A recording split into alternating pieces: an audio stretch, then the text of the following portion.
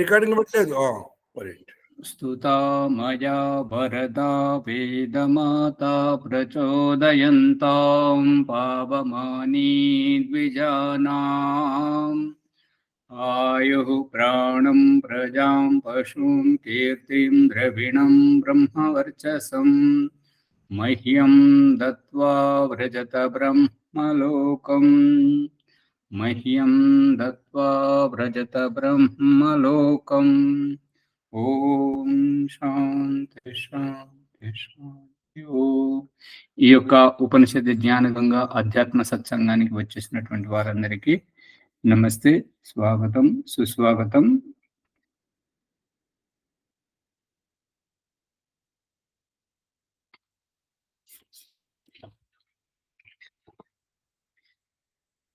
బృహదారణ్యకోపనిషత్తు 3వ అధ్యాయము 2వ బ్రాహ్మణం.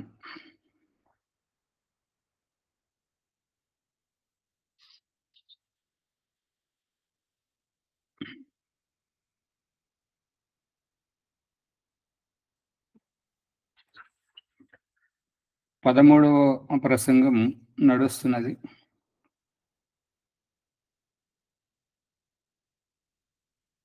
ఇంద్రియాలకు అతీతముగా, ఇంద్రియాతీత స్థితిని, ఇంద్రియాలు వేరు ఆత్మ వేరు అనేటువంటి విషయాన్ని అవగాహన కల్పిస్తున్నాడు యాజ్ఞవల్క్య మహర్షి.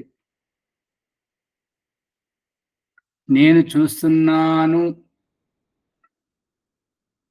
నేను మాట్లాడుతున్నాను, నేను నడుస్తున్నాను, నేను చేస్తున్నాను.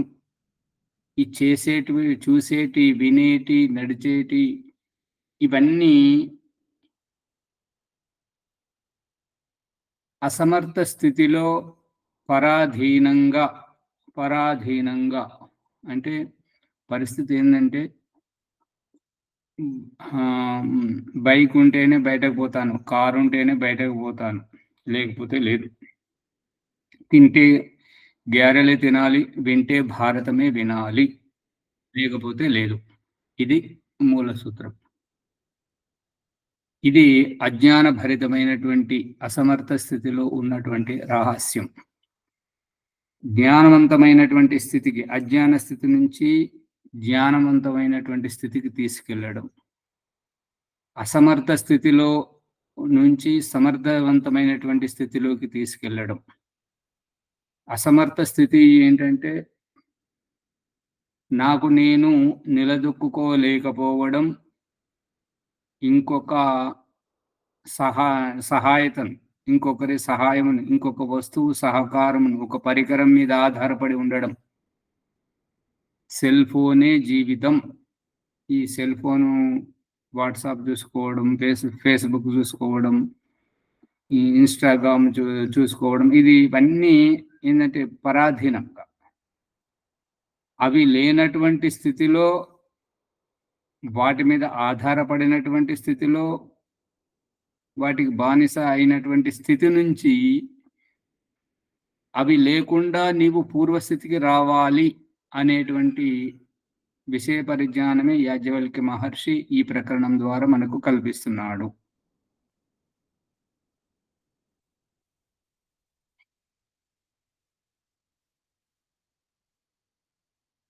అందుకని ఒక్కొక్క ఇంద్రియం గురించి ఎప్పుడైతే చనిపోవడం జరుగుతుందో, అనిపోవడం జరుగుతుందో, ఆ యొక్క శక్తి సామర్థ్యాలు అనేటువంటివి ఏవైతే దేహంలో సమకూరాయో అవి ఆ శక్తులను వేటికవి ఎక్కడికక్కడ విసర్జింపజేస్తూ, ఎక్కడికక్కడ వాటిని ప్రత్యావర్తనము గావింపజేస్తూ చూపిస్తున్నాడు. యాజ్ఞవల్క్యేతి హోవాచ యత్రాస్య పురుషస్య మృతస్య అగ్నిం వాగేతి.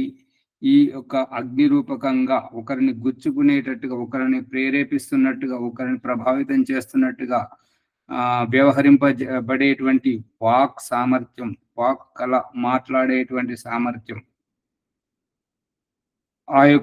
ఆ వాక్ అనేటువంటిది అగ్నికి చెందిపోతుంటది. అగ్ని అంటే సూర్యుడు. సూర్యుడు వేరు, ఆదిత్యుడు వేరు, మరియు సవిత వేరు. అన్ని సూర్యుడు అంటే సురసురమని సుర్రుమనిపించేటువంటి అంటే ఈ యొక్క ఉష్ణోగ్రత, ఆ యొక్క ఉష్ణోగ్రత వేడిని మనకు అనుభవింపజేసేవాడు సూర్యుడు. సవిత కేవలము కిరణాలను ప్రసరింపజేసేటువంటిది. ఆదిత్యుడు ఆసమంతా దీప్యతేతి ఆదిత్య, నిరంతరం ప్రకాశిస్తుండేటువంటి వాడు. అందుకని ఇక్కడ అగ్నిం వాక్, అగ్ని తత్వముకు వాక్ సామర్థ్యం అది. ఇక్కడ సూర్యుడు వేరు, ఆదిత్యుడు వేరు అంటే దాని అర్థమైతే ఒకటే కదా, సమానార్థాలు ఉన్నటువంటి పదాలే కదా. మూల పదార్థం అయితే ఒకటే కదా. మూలం ఒకటే, మూలం ఒకటే. అది అది అది ఇప్పుడు మనల్ని చూపిస్తున్నాడు కదా, మనల్ని కూడా దేవుడు చూపిస్తున్నాడు. ఏంటంటే తండ్రి గర్భం నుంచి జన్మించినటువంటి మన జన్మ ఒకటేనైనా తండ్రి యొక్క తండ్రికి మనవళ్ళం, ఇక మన భార్యకు భర్తలం, భార్య ఇది భర్తలకు భార్యలం, తల్లిదండ్రులకు సంతానం, అక్కచెల్లెళ్లకు అన్నదమ్ములకు, ఈ రకంగా వేరువేరుగా వ్యక్తి ఒకటేనైనా వేరువేరు వరుసలు. అంటే మనుషులందరూ ఒకటైనా వేరు వేరు గుణాలు ఉంటాయి. అమ్మగారు వేరు వేరు మళ్ళీ ప్రకరణాన్ని వేరే తప్పుదోవ పట్టిస్తారు. ఇప్పుడు దేవుడు చూపిస్తున్నాడు కదా, మనం ఒక్కరమే. పుట్టినప్పుడు తల్లి గర్భం నుంచి పుట్టేది మనం ఒక్కరమే. పుట్టిన తర్వాత మనకంటే పెద్దవారికి మనం చిన్నవాళ్ళం, మనకంటే చిన్న వాళ్ళకు మనం పెద్దవాళ్ళం, మనల్ని కన్నటువంటి వాళ్లకు మనం సంతానం, వాళ్ళను కన్నటువంటి తాత నానమ్మకు, అమ్మమ్మకు, తాతయ్యకు వాళ్ళు మనం మనమలం అవుతున్నాం, మనవరాళ్ళం అవుతుంటాం. భార్యకు భర్తగా, భర్తకు భార్యగా, ఈ రకంగా మనల్ని ఒక్కరినే చూపిస్తున్నాడు. ఒక్కరి నుండి చూస్తేనే అనేక రూపాలు కనిపిస్తాయి. ఈ గుణాలు అనేటువంటివి ఎవరి వారిలో ఉంటాయి. బంధాలు సంబంధాల ఏమంటారు? బంధాలు సంబంధాల అంతే కదా. ఇవి బంధాలు సంబంధం అనే కాకుండా వావి వరుసలు అనేటువంటి వావి వరుసలు వస్తాయి.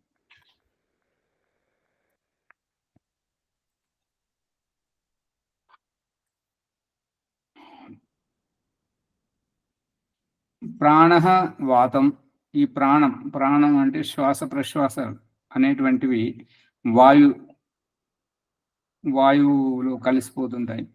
చక్షు ఆదిత్య, చూసేటువంటి కనులు తెరిస్తేనే ఈ యొక్క రూపం కనిపిస్తుంది కదా, ఆ కనుల ద్వారా చూసేటువంటిది ఆదిత్యునికి వర్తిస్తుంటది.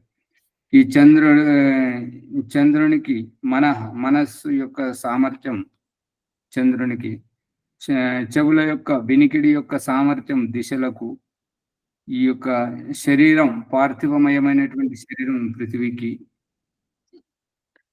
ఈ రూపకంగా దేనిది దానికి వర్తిస్తూ పోతుంటుంటది. ఆకాశమయంగా ఉన్నటువంటి ఈ యొక్క శరీరం, ఈ యొక్క పృథివీ శరీరం పృథివీమయంగా ఉన్నాను. ఎందుకంటే గంధవతి పృథివీ ఏ రకమైతే వాసన వెలువరుస్తూ తన ఉనికిని తెలుపుతుందో, అదే రకంగా ఈ దేహం, అపరిశుభ్రమైనటువంటి ఈ దేహం దుర్వాసితం అవుతుంటది అన్ని రకాలుగా. అందుకని ఎప్పటికప్పుడు శుభ్రం చేస్తూ ఉండాలి. ఇక ఈ శరీరంకు మరొక గుణం ఉంది. ఏంటంటే రూపం, ఆకృతి దాల్చుకోవడం వల్ల ఆకాశమును ఆక్రమిస్తున్నది. కాబట్టి ఆకాశం తన శరీర రూపం ఎంతైతుందో అంత ఆకాశాన్ని ఆక్రమిస్తుంది. ఈ యొక్క ఆత్మ అనేటువంటిది ఆకాశమును ఉంటుంటది, శరీరంలోనూ ఉంటుంటది. శరీరంలో జన్మ ఎత్తినప్పుడు, శరీరంలో జన్మరాహిత్యమైనప్పుడు ఆకాశంలో సూక్ష్మతత్వముగా ఆత్మ రెండు రకాలుగా ఉంటుంటది. ఈ యొక్క ఆత్మ పయనించేటువంటిది శరీరంలోకి వచ్చేటువంటిది ఏ విధంగా అంటే ఔషధి, ఈ యొక్క ఆకాశం, ఆత్మ, ఔషధి. ఈ యొక్క ఆకాశం ఏ రకంగా అయితే కంటికి కనపడదో అదే రకంగా ఆత్మ కూడా కంటికి కనపడదు. ఇక ఆ కనపడనటువంటి ఆత్మ ఔషధంలో ప్రవేశించి ఏ రకంగానైతే అన్న ఓషధుల ద్వారా పురుషుని శరీరంలోకి వస్తుంటుంటుందో ఆ ఓషధి రూపం, పృథ్వీలో ఓషధి రూపం, వృక్ష వనస్పతి రూపం ఏదైతే ఉందో అది ఈ దేహంలో లోమం, రోమకేశాలు ఆ విధంగా.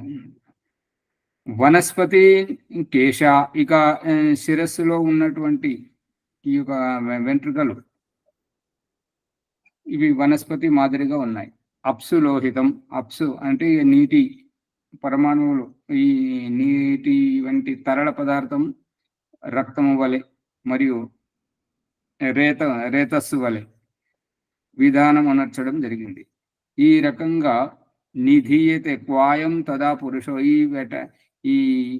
ఇవి అన్ని చెప్పాడు కదా, ఏంటి వాక్కు, శ్రోత్రం, ప్రాణ, మనః, దిశ, శ్రోతం, ఇవన్నీ చెప్పినప్పుడు వీటన్నిటిలో పురుషుడు ఎవరు అని అడుగుతున్నారు చెప్పండి. వాక్ మాట్లాడేవాడా, చూసేవాడా, వినేవాడా, శ్వాస తీసుకునేవాడా, తినేవాడా, తాగేవాడా, నడిచేవాడా, చేసేవాడా, ఈ పారుతున్నటువంటి రక్తమా, ఈ యొక్క సంతానం కంటున్నటువంటి వీర్యమా, ఊర్ధ్వరేతస్సై ముక్తి పొందడానికి సాధనమైనటువంటి వీర్యమా, ఎవరు పురుషుడు అంటే ఎవరు?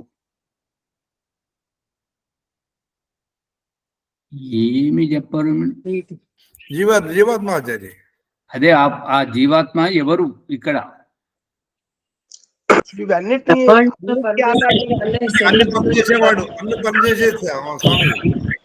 ఒక్కరి తర్వాత అన్నిటికీ ఆధారంగా ఉండేవాడు. ఇదే రూపం, అన్నింటికి మూలం.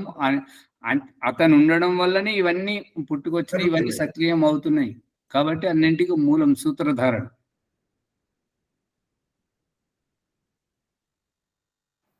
రేతస్ అంటున్నాడు కదా, రేతస్ అంటే శుక్రం. ఆ శుక్రం మరి జీవాత్మ లేకుండా శుక్రం ఎక్కడ పుడుతుంది? అవును. అందుకని అన్నింటికి మూలం ఈ యొక్క జీవాత్మ.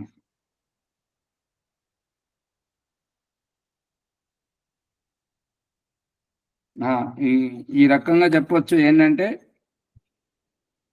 జీవాత్మ లేకుండా పెరిగేటువంటిది ఏమైనా ఉన్నదా?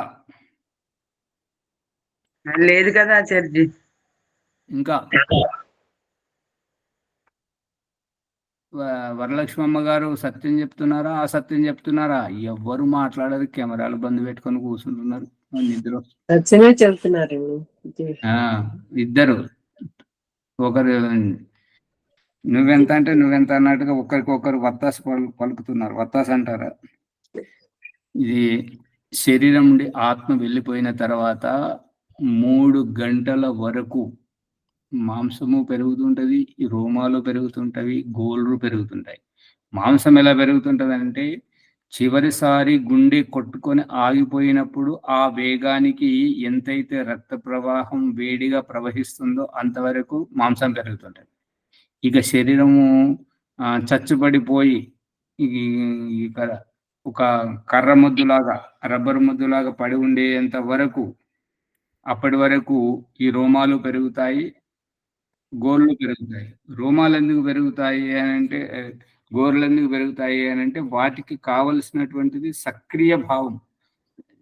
ఈ యొక్క గుండె ఆగిపోయింది, గుండె ఆగిపోయినా కూడా ఈ యొక్క మాంసం అనేటువంటిది వేడిగా ఉన్నంత వరకు రోమాలు పెరుగుతాయి.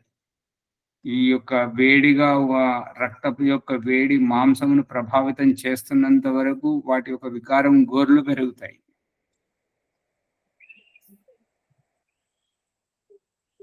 గమనిస్తున్నారా? ఊరికే కూర్చోండి. కడుపు ఉబ్బుతుంది కదండి, కడుపు కాలు చేతులు ఎందుకు అది కూడా పోతాయి కదా. అమ్మగారు, ఈ ప్రకరణం ఎక్కడ జరుగుతుంది, మీరు ఎక్కడ చెప్తున్నారు? అదంతా ఇంకా చాలా సమయం తర్వాత. ఇప్పుడు ఏంటంటే ఇప్పుడిప్పుడే ఆత్మ వెళ్ళిపోయింది. ఇప్పుడిప్పుడే ఆత్మ వెళ్ళిపోయిన తర్వాత చివరిసారి గుండె కొట్టుకోవడం వల్ల ఈ పంపింగ్ ఇట్లా ఇట్లా ఇట్లా అంటున్నప్పుడు ఈ ఒత్తిడితోటి రక్తం ముందుకు పోతున్నప్పుడు ఆ రక్త ప్రవాహం ఆ వేగంతో ఎంత దూరం అయితే వెళ్తుండునో, ఏ నరాలలో ప్రవహిస్తుండునో, ఎన్నెన్ని మాంసకోశికలకు అందుతుండునో అక్కడి వరకు అవన్నీ సజీవంగానే ఉంటుంటాయి. అన్ని కార్యక్రమాలు, అన్ని క్రియలు సక్రమంగా జరుగుతాయి జరుగుతాయి అప్పటి వరకు. ఇప్పటి వరకు. ఓ ఆచార్య, ఆత్మ వెళ్ళిపోయినప్పటికీ చివరిసారి స్పందనను ఆ శరీరంలో చూపిస్తుంది, అంతే కదా? అవును. ఉండే స్పందన. ఇప్పుడు అమ్మగారు, విజయలక్ష్మి అమ్మగారు అడిగినటువంటి ప్రశ్న సమాధానం ఏంటంటే, శరీరంలో గాయం కావాలి, శరీరం క్షతవిక్షతం కావాలి, ఎక్కడో దాని శరీరము గాయపడింది, అందుకే అక్కడ ఉన్నటువంటి వికారం అంతా వచ్చేసి అది వాయు వికారం అవుతుంది. వాయు వికారం అంటే గ్యాస్ తయారవుతుంది. ఆ గ్యాస్ తయారవ్వడం వల్ల ఈ యొక్క పొట్ట అనేటువంటిది ఉబ్బడం జరుగుతుంది. అదే పేగులు బాగానే ఉన్నాయి, ఎక్కడ గాయం కాలేదనుకోండి, మామూలుగా పడుకున్నట్టే ఉంటారు. అదే క్యాన్సర్ రోగమే కానివ్వండి, ఇన్ఫెక్షన్లే కానివ్వండి, ఇంకేదైనా ఆపరేషన్ అయ్యిందే కానివ్వండి, ఇంకేదైనా జరిగింది అనుకోండి, అక్కడ నుండి రక్తమైనా బయటకు రావాలి, మలమైనా బయటకు రావాలి, మూత్రమైనా బయటకు రావాలి, ఏదైనా ఒకటి బయటకు వస్తే దానికి అది ఒదగాల్సిన స్థితిలో ఒదగకుండా మరొక చోటికి వస్తే అక్కడ ఏంటంటే ప్రతిక్రియ వ్యక్తం అవుతుంటది. కాబట్టి అది గ్యాస్గా అయిపోయి మొత్తం శరీరాన్ని ఉబ్బించి పగలగొట్టేస్తాయి, శరీరం పగిలిపోతుంది. ఆ ఊరవతల పడేసినటువంటి ఎలుకలు, పిల్లులు, అది ఎద్దులు, ఆవులు చనిపోయినప్పుడు ఆ కాకులు, గద్దలు చీల్చినప్పుడు ఎట్లా విస్ఫోటం అవుతుండే చూసారా లేదా? చూస్తామండి. అది భయంకరమైన దుర్వాసన కూడా వస్తుంది.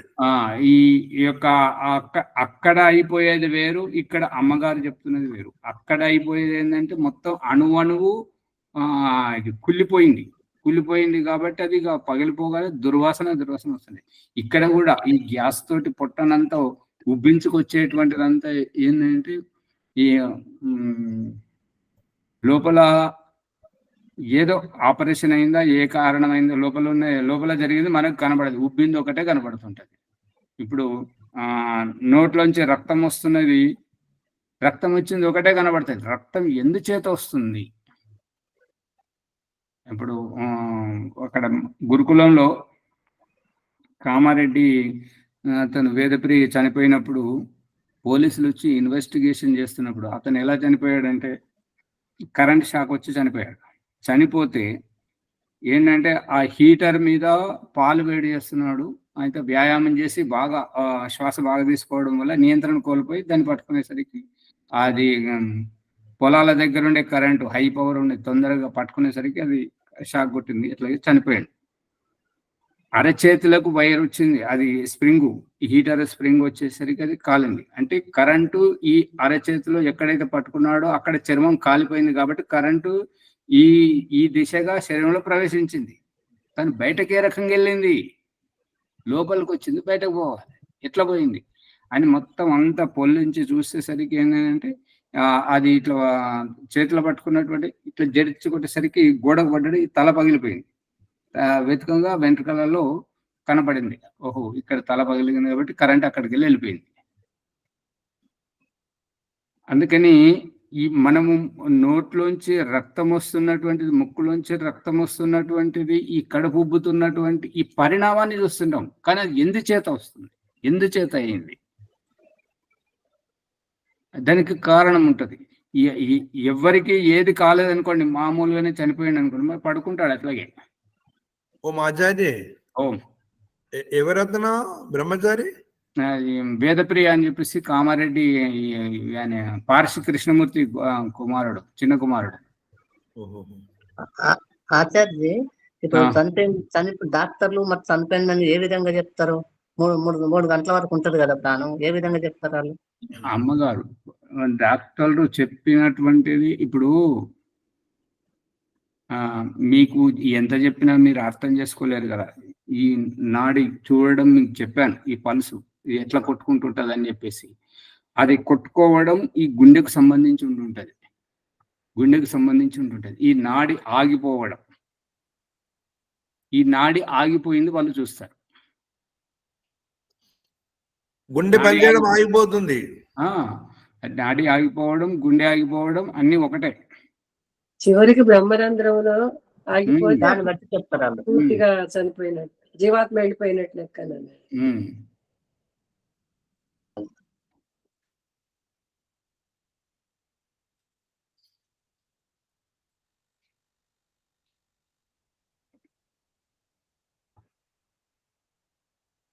ఈ రకంగా ఈ రేతస్సు, ఈ శుక్రము, రక్తము అంతా ఈ ఆత్మ, అన్నింటికి మూలం ఆత్మ ఉండడం వల్లనే రేతస్సు పుట్టడం, రక్తం పుట్టడం, ప్రవహించడం, గుండె కొట్టుకోవడం, శ్వాస ఆడడం, వీటన్నింటి క్రియలకు.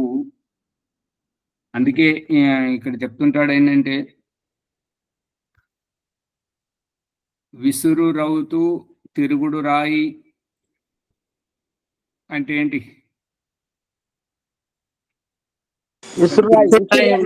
రావడం పోవడం కాదు స్వామి. రావడం పోవడం కూడా అందులో భాగమే. కాకపోతే ఈ ప్రకరణంలో విసురౌతు గురించి మాట్లాడుతున్నాం కదా, పప్పులు విసరడం.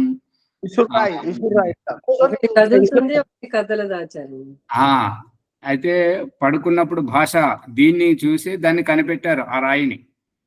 పడుకునేది ఏంటిది, మేలుకునేది ఏంటిది? ఏది మేలుకుంటే శరీరం సజీవంగా ఉంటుంది, ఏది పడుకుంటే శరీరం కదలకుంటుంది. జీవాత్మ మేలుకుంటుంది. ఆ జీవాత్మ వల్లనే గుండె పనిచేస్తుంది, జీర్ణశక్తి పనిచేస్తుంది, మలమూత్రాలు పనిచేస్తున్నాయి, మరియు శ్వాసకోశాలు, ఊపిరితిత్తులు పనిచేస్తున్నాయి. జీవాత్మ వల్లనే ఈ యొక్క శరీరం సజీవంగా ఉన్నది. కానీ శారీరక దేహం అనేటువంటిది సుషుప్తావస్థలో, నిద్రమత్తులో సొమ్మసిల్లి పడి ఉంది. ఇప్పుడు డాక్టర్ దగ్గర ఆపరేషన్ చేయడానికైనా క్లోరోఫామ్ ఇచ్చినప్పుడు, లేదంటే ఏదైనా దుర్ఘటనలో మూర్ఛపోయినప్పుడు, శారీరకంగా బాహ్యమైనటువంటి ధ్వని కానీ, ఈ స్పర్శ కానీ, ఇవి మాత్రమే అనుభూతి ఉండదు, లోపల జరిగేటివన్నీ జరుగుతూ ఉంటాయి.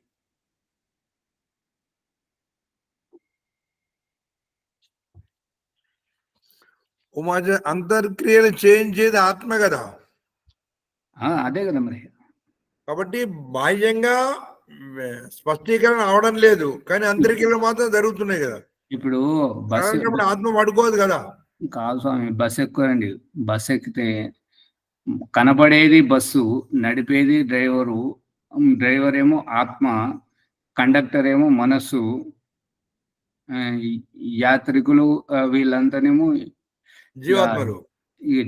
జీవాత్మలు జీవాత్మలు అనొచ్చు. ఎందుకంటే ఈ శరీరం అంతా, దేహం అంతా పురుగుల పుట్ట కదా. అన్ని ఇప్పుడు ఒక నాయకుడిని ఎన్నుకోవాలంటే ప్రజలందరూ ఓట్లేసి ఎన్నుకున్నప్పుడు ఈ ప్రజలందరి బహుమతి ఆ ఓటు రూపకంగా అతనికి రావడమే. వీరందరి ఈ జీవాత్మలు వారి ఆ ఓటు రూపంలో వారిని ఎన్నుకున్నాయి. ప్రభాకర్ గారు పట్టుకుంటున్నారా? వింటున్నా. ఏ రకంగా అయితే ఒక్కొక్క ఓటు వాళ్ళు ఎన్ని ఓట్లు అయితే వేస్తుంటారో, ఎంత మెజారిటీ తోటి అయితే వాళ్ళు గెలుస్తుంటారో, గెలిచినటువంటి వాళ్ళందరికీ వీళ్ళందరి సపోర్ట్ ఉన్నది అన్నట్టు. ఆ సపోర్టే ఆ జీవాత్మలమయం. మన దేహంలో పురుగుల పుట్ట అనేటువంటిది అణువు జీవాత్మమయంగా ఉండడం. ఇక ఎప్పుడు ఎవరు వేరు కావడం, ఎప్పుడు ఎవరితోటి గొడవ పడడం, అది అంగభంగం కావడం అనేటువంటిది ఆ యొక్క జీవాత్మ కర్మఫలంను బట్టి ఉంటుంటది.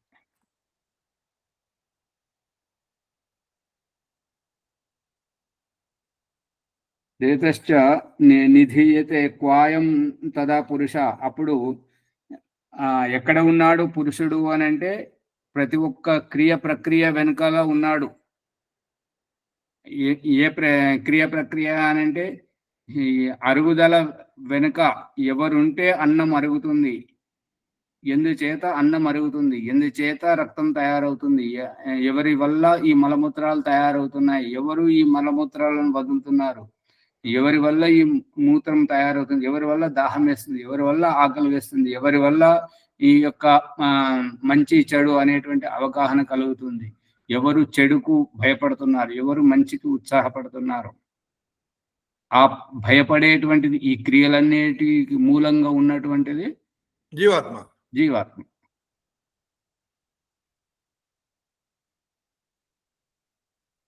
ఓమాచారి ఈ రోజు మొత్తం సారాంశం అంతా ఇంతేనా? ఈ ప్రకరణంలో మాత్రం ఇంతే. చూస్తాడు కదండి, జీవాత్మ మీద పరమాత్మ కూడా చూస్తుంటాడు కదా, క్రియలు చేస్తుంది కానీ పరమాత్మ చూస్తుంటాడు. పరమాత్మ చూసుకునేది ఏం చూసుకుంటాడు అమ్మగారు? ఇప్పుడు ఇంట్లో దేవుడు చూపిస్తున్నాడు కదా, నాన్న జీవితమే, మన జీవితం మన జీవితమే. వారికి శ్వాస తీసుకోవాలంటే మనం ఏం చేస్తాం, మనం శ్వాస తీసుకోవాలంటే వారు ఏం చేస్తుంటారు. ఇందాక ఒక అమ్మగారు పెట్టారు కదా వాట్సాప్లో, పిల్లవాడికి చిన్నగా ఉన్నాడు, బాగా జలుబు చేసి ముక్కంతా నిండిపోతే వాడికి చీరితే నొప్పి వస్తుందని బాధపడితే తన నోట్లోకి ఆ పిల్లవాడి ముక్కులోంచి తన నోట్లోకి పీల్చుకొని ఊమిస్తున్నది. వీడియో పెట్టాను, చూశారు కదా. ఆ తల్లి పిల్లవాడికి మేలు చేస్తుందా కీడు చేస్తుందా పుష్పమ్మ గారు?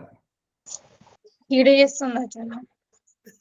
ఏ రకంగా ప్రభాకర్ గారు చెప్పండి. తను ఉన్నంత వరకు చేస్తుందా? తను లేకపోయేసరికి వాడికి ప్రమాదమే కదా అట్లా చేయరాకపోతే. శ్వాస తీసుకోవడం వారి జీవితానికి మూల కారణం. ఇప్పుడు శ్వాస తీసుకోవడానికి రావట్లేదు, ముక్కు నిండా చీమిడి నిండింది అని చెప్పేసి తల్లి పిల్లవాడికి సహకరిస్తుంది. ఎంతవరకు సహకరిస్తుంది? ఈ పరిస్థితిలో ఆ బాబుకు సహకరించాల్సిందే ఆచార్య, ఎందుకంటే సహకరించకపోతే ప్రాణం పోతుంది, సహకరించకపోతే పోదు, సహకరిస్తేనే పోతుంది. మరి అక్కడ ఆ ముక్కు నిండింది, శ్వాస తీసుకోవడం లేదు కదా. దానికి ఏం చేయాలి అని అంటే, వారికి వేడి చేసింది కాబట్టి వారికి చలవ పదార్థాలు అంటే చిన్న పిల్లవాడు కాబట్టి తల్లి ఏది తింటే పిల్లలకు అది వర్తిస్తుంటది కాబట్టి వారికి కొబ్బరి బొండం తాగడం కానీ పళ్ళ రసాలు తాగడం వల్ల వారికి జలుబు అనేటువంటి ఆ వేడి అనేది తగ్గిపోతుంటది. ఆ ముక్కు అనేటువంటి చీదేయాలి, దాన్ని తుడిసేయాలి, శుభ్రం చేయాలి. ఎప్పటికప్పుడు శుభ్రం చేయడం మన వంతు. దానివల్ల అతనికి ఏమి హాని కాదు. కానీ అతని ముక్కులోంచి మన ముక్కు నోట్లోకి పీల్చుకోవడం వల్ల ఏమవుతుంటది అంటే అక్కడ పొరపాటు. అది పొరపాటు. అక్కడ అతనికి అదే అలవాటు అయిపోతుంది. ఎప్పుడు ముక్కు నిండి అమ్మచ్చి తీస్తుంది కదా, తనకు చీదడం తెలియట్లేదు, ఊమడం తెలియట్లేదు. కరెక్ట్ ఆచార్య. కొంతవరకు చేసి తర్వాత నేర్పించాలి. దేవుడు చెప్పే భాష ఏంటంటే వీళ్ళని అసమర్థులను సమర్థులను చేయాలి, చేసిన తర్వాత మీరు తప్పుకోవాలి, వారి జీవితం వారే జీవించాలి అన్ని.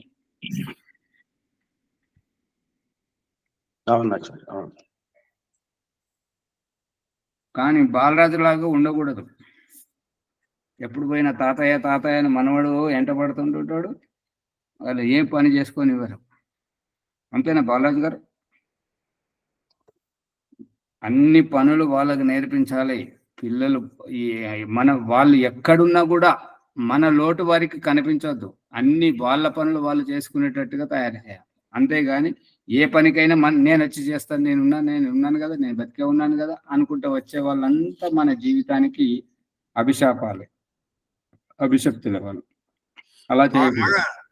జీవితాన్ని ఆగం చేస్తారంటావు. అంతే కదా, చేస్తారంటావు. ఎట్లా మాట్లాడుతుంటారో చూడండి. పిల్లలందరూ అట్లా చేస్తున్నారు.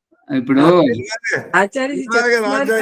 అది కాదు, కొంతమంది జీవితాలు ఉన్నది ఏంటంటే, ఇంట్లో ఉన్నప్పుడు అమ్మ తినబెట్టేది, పెళ్ళి అయిన తర్వాత భార్య తినబెట్టాలి, భర్త తినబెట్టాలి. భర్త తినబెడితేనే నేను తింటాను. ఈ తినబెట్టే జీవితం ఎంతవరకు ముందుకు వస్తుంది చెప్పండి? తెలుసుకునేంత వరకు, వచ్చేవారు మరి తర్వాత అంటే తర్వాత ప్రేమ లేదా? ఉంటది. ఓమాచారి పక్షులు పిల్లలకు రెక్కలు వచ్చినంత వరకు. మీరు ఇంకెక్కడ పోయారు శ్యామలయ్య గారు? మీ ప్రకరణం కాదు ఇక్కడ ఇంకొక ప్రకరణం నడుస్తున్నది.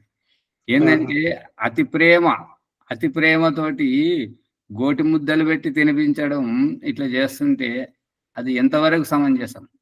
ఆ అలవాటు ఎప్పుడు అట్లా జరగటానికి ఉండదు కదా, కాబట్టి అసలు అట్లా చేయకూడదు కూడాను.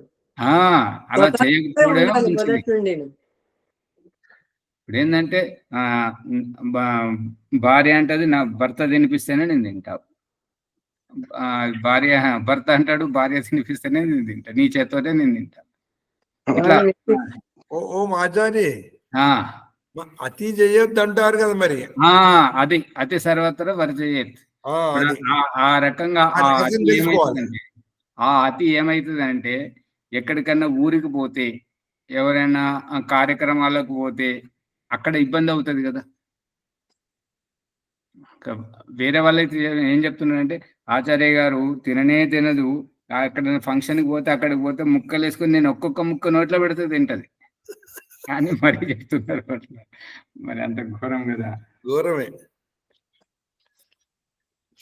అది వ్యక్తిత్వానికి ఏమి అంత సున్నితంగా పెంచడం, అది అంత సున్నితము అలసైపోతుంటారు అట్లా చేయడం వల్ల. అది మంచిది కాదు. పురుషో భవతి ఇత్యాహార, ఆ పురుషుడు ఉండడం వల్లనే ఈ క్రియలన్నీ జరుగుతున్నాయి. సౌమ్య హస్తం ఆర్ధభాగౌ ఆవాం ఏవ ఏతస్య వేదిష్యావో న ఆవేతత్ సజన ఇది.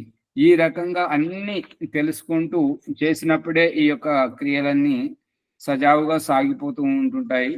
అప్పుడు ఎప్పుడైతే ఈ క్రియలన్నింటి ద్వారా, ఈ ఇంద్రియాలన్నింటి ద్వారా, ఈ ఇంద్రియాలకు అతీతంగా, ఈ దేహానికి అతీతంగా, ఇక శ్యామలయ్య గారు అడిగినటువంటి ప్రశ్నకు సమాధానం ఏంటంటే, ఈ ఆహారం అన్నపానీయాల మీద ఆధారపడి ఇవి తింటున్నప్పుడు నేను, నా దేహం, నా రుచి, నా అభీష్టం అనేటువంటిది. కానీ ఈ యోగ సాధనలకు, ఈ ముక్తి ప్రకరణలకు వచ్చిన తర్వాత భోజనమే చేయకూడదు, ఈ యొక్క నీళ్ళే తాగకూడదు. అంటే తాగకూడదంటే తాగొద్దని కాదు, తినకూడదంటే తినొద్దని కాదు, ఎంత తినాలో అంత తినాలి. ఈ తినేటువంటి తృప్తి, ఈ యొక్క కంఠంలో ఉండేటువంటి ఈ కదలిక మీద ధారణ చేయడం ద్వారా ఆకలి దప్పికలు కూడా వేయకపోవడం, శరీరంలో తృప్తి అనేటువంటిది కొనసాగడం. తృప్తి ఎక్కువ బతికిస్తుందా, అన్నం ఎక్కువ బతికిస్తుందా? తృప్తి వల్ల అందుకని ఈ తృప్తిని మా పతంజలి మహర్షి చెప్తున్నటువంటిది ఏంటంటే, ఈ తృప్తిని నువ్వు అలవర్చుకున్నావంటే ఇక నీకు ఈ విఘ్నాలు అనేటువంటివి రావు, నీ జీవితం ఆగము కాదు. పరిమితిలో మళ్ళీ పరిమితి ఉండదు అమ్మగారు. తృప్తి అన్నప్పుడు ఇక పరిమితి, తృప్తి కంటే పరిమితి కూడా దాటితేనే, పరిమితిని దాటాలి. పరిమితి అంటే హద్దులో ఉండడం. అలవర్చుకోవటానికి పరిమితి కావాలి, తర్వాత తృప్తిలో.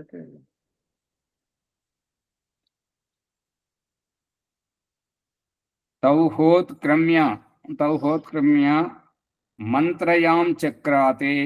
ఇక ఈ రకంగా ఉత్క్రమించడం అంటే మా నాన్నగారు తిడుతుండేవాడు. అప్పుడప్పుడు కోపం వచ్చి తిక్కకుండా చేసి, నీకేమైనా పురుగు మెసులుతున్నా అదిరా అంటుండే. ఆ పురుగు అనేటువంటిది అంటే ఈ యొక్క మళ్ళీ ఇంకొక సందర్భంలో ఏమంటారంటే, ఈ పక్షి ఎగిరిపోయింది, చనిపోయిందని అనకుండా పక్షి ఎగిరిపోయింది అని అంటుంటారు. ఆ పక్షి రూపాన్ని చూసారా మీరు? మస్తిష్కంలో ఉండేటువంటిది ఈ చిన్న మస్తిష్కం నుంచి మొదలుకొని ఈ యొక్క బ్రహ్మరంధ్రం గుండా ఈ పీయూష గ్రంథి వరకు వచ్చేటువంటి చిత్రాన్ని ఓంప్రకాష్ ఆధ్యాత్మిక గ్రూప్ లో పెట్టాడు కదా మస్తిష్కంలో. చూసాము. దాన్ని బట్టి ఈ యొక్క ఏమంటారంటే పక్షి ఎగిరిపోయింది, గూట్లోంచి పక్షి ఎగిరిపోయింది, చనిపోయింది. ఆత్మ ప్రయాణం. ఇక ఈ పురుగు మెసులుతున్నదా అనేటువంటిది ఏంటంటే, తిక్క బుద్ధి పుట్టిందా, తిక్కగా చేస్తున్నామని. పురుగు మెసలడం అంటే ఇక వాళ్ళకు ఇష్టం లేని పని మనం చేస్తున్నాం కాబట్టి అది ఓర్చుకోలేక ఆ రకంగా ప్రతిక్రియ వ్యక్తం చేస్తున్నారు అన్నట్టుగా. పురుగు మెసలడం అనేటువంటిది విన్నరా? నెత్తిలో పురుగు తిరుగుతుందా అంటారు. అదే తలలో. నీకేమైనా పురుగు మెసులుతున్నా అదిరా ఇట్లా చేస్తున్నావు అంట. పురుగు మీద పిచ్చి పిచ్చి మాట్లాడుతున్నావు అంటారు. ఇక అదే కదా, అదే అనుకూలంగా వాళ్ళకు అనుకూలంగా మనం ఎంత ఏది చేసినా కానీ అప్పుడైతేనే మావాడు మంచోడు చాలా ఇట్లా చేస్తాడు అట్లా చేస్తాడు అంటారు. అదే వాళ్ళకు ప్రతికూలంగా చేసేసరికి పురుగు మెసులుతున్నా అదిరా అంటుంటారు అన్నట్టు. అదే పెద్ద తిట్టు. తౌహా యద్ ఊచతు కర్మ హైవ తద్ ఊచతు అథ యత్ ప్రశంసతు కర్మ హైవ తత్ ప్రశంసతు పుణ్యోహ వై పుణ్యేన కర్మణా భవతి పాపః పాపేనేతి తతోహ జారత్కారవ ఆర్థభాగ ఉపరరామ. ఇంకా ఈ రూపకంగా ఇక ఊచతు అంటారేమంటే వచ పరిభాషనే ధాతువుతోటి వచ ధాతువు ఊచతు ఈ శబ్దం అంటారేమనంటే కర్మ హ ఏవ, ఈ కర్మయే మన యొక్క జీవితం యొక్క ఆధారం. ఈ కర్మలే చేయనప్పుడు నిష్క్రియంగా పడి ఉండడం, దాని ద్వారా మనమంతా సోమరళం తయారవుతుంటాం. అదంతా పరాధీనత జీవితం, నానా కష్టార్జితం తినుకుంటూ బ్రతకడం. అందుకనే అగ్నిహోత్రం 2వ సంవిధానంలో చెప్తుంటారు ఏంటంటే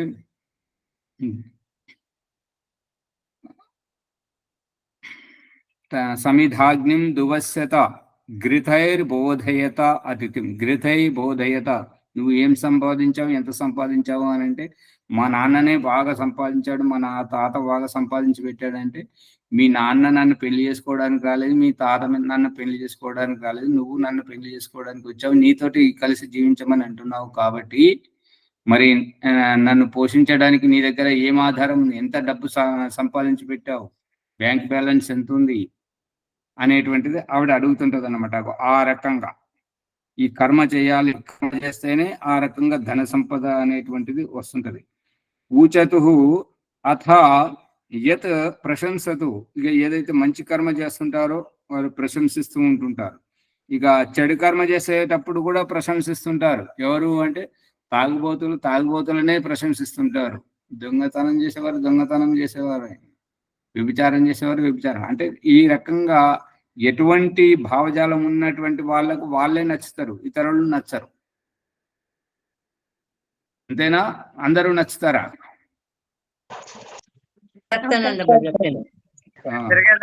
ఇటువంటి భావజాలమే. ఇందాక వరలక్ష్మమ్మ గారు మొత్తం వడబోసి చెప్పారు. ఇది చేస్తుంటే ఓర్వలేక తిడుతుంటారు, ఇల్లు కట్టుకుంటే ఇది చేస్తుంటే, మనము జ్ఞానం అయితే మనకు ఇన్ని చెప్తుంటే ఓర్వలేక అన్ని చెప్తున్నారు కదా వరలక్ష్మమ్మ గారు.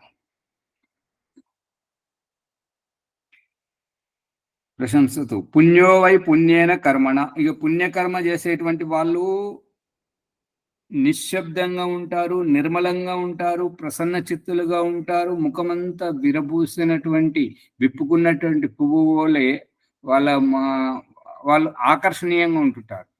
అదే ఈ పాపం చేసేటువంటి వాళ్ళు ఎవరు చూస్తున్నారు, ఎవరైనా మనం పట్టుకోవట్లేదు, ఎవరైనా మనం వెంటాడట్లేదు కదా అనేటువంటిది ఈ దాగుడు మూతల ఆట ఆడినట్టుగా ఎగిరిపోయి భయంగా జీవిస్తుంటారు. దొంగ లెక్కలు అవన్నీ వాళ్ళ దగ్గర ఉంటే కూడా మనకు ఎప్పుడు పోవాలో అక్కడికి వెళ్ళని అనిపిస్తుంది. అటువంటి వాళ్ళ లక్షణాలు.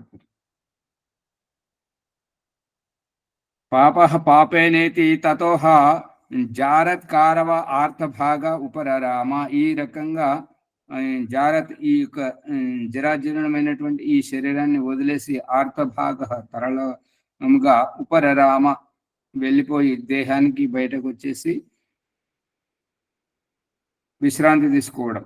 ఈ రూపకంగా బృహదారణ్యకోపనిషత్తు 3వ అధ్యాయంలో 2వ బ్రాహ్మణం సమాప్తం అయిపోయింది. శరీరంలోంచి బయటకు రావడం ఒక గొట్టం పొయ్యి. ఇప్పుడైతే గ్యాస్ పొయ్యిలు వచ్చినాయి, కానీ ఇదివరకు కట్టెల పొయ్యి దగ్గర పెట్టి గొట్టంతో పూదుతుండేవారు.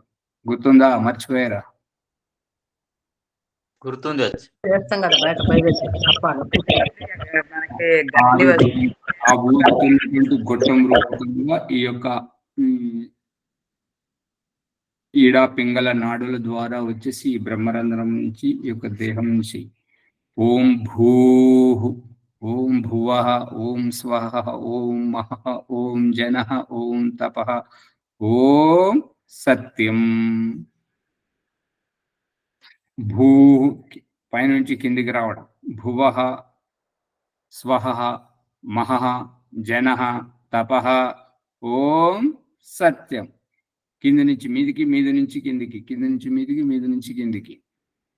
ఇప్పుడు ఈ రహస్యాన్నే మనకు చూపిస్తున్నాడు కదా. అంతస్తులకి అందలమెక్కిపోయినటువంటి వారికి, అంతస్తులెక్కిపోయిన వారికి మళ్ళీ దింపుతున్నాడు. దించిన వారు మళ్ళీ ఎక్కుతుంటారు, ఎక్కిన వాళ్ళు దిగుతుంటారు. బస్సు ఎక్కడం దిగడం.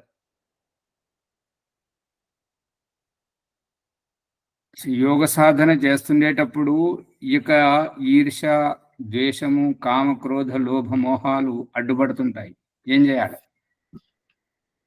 ఆ అడ్డుపడేటువంటి తత్వం మన ఇంటికి దగ్గరికి వచ్చిన తర్వాత ఈ తొక్కుడు బండ మనల్ని అడ్డుకుంటది, ఇంట్లోకి పోకుండా.